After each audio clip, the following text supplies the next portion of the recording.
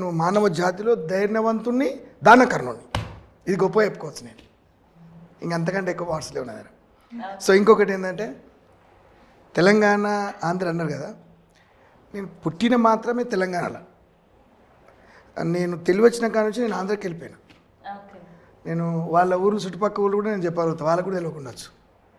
అక్కడ తునికి వైజాగ్ నుంచి నేను విజయవాడ నుంచి వైజాగ్ దా ఊరు పేర్లు మొత్తం చెప్తాను నేను, మచిలీపట్నం మొత్తం చెప్తాను నేను, ముదినేపల్లి అటు తక్కెలపాడు దోసపాడు, అక్కడ గుంటూరు దగ్గర తక్కెలపాడు ఉంటుంది, అక్కడ అక్కడ అక్కడ ఇటు అన్నీ మొత్తం నేను తిరిగాను. రాజ్యం లేదు, బాంబాయి, కనుకోలి, రత్నగిరి అన్ని మొత్తం టోటల్ ఆల్ రౌండ్ దున్నేసి ఫిక్స్ అయ్యారనమాట. నా లవ్ స్టోరీ నేను పరిచయం చేయాలి, ఐదర్ మనీ వచ్చినా రాకపోయినా I want to do this అని.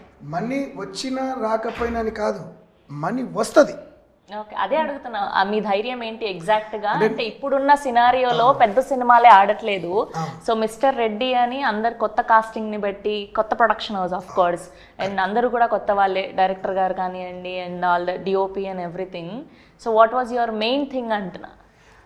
అంటే మేడం నేను ఎట్లా చెప్పాలంటే, నేను వివరంగా ఈ స్టోరీని ఈ వెంకరెడ్డి గారితో ఈయనకు సంబంధించిన ఇంకా 4 డైరెక్టర్ని పెట్టి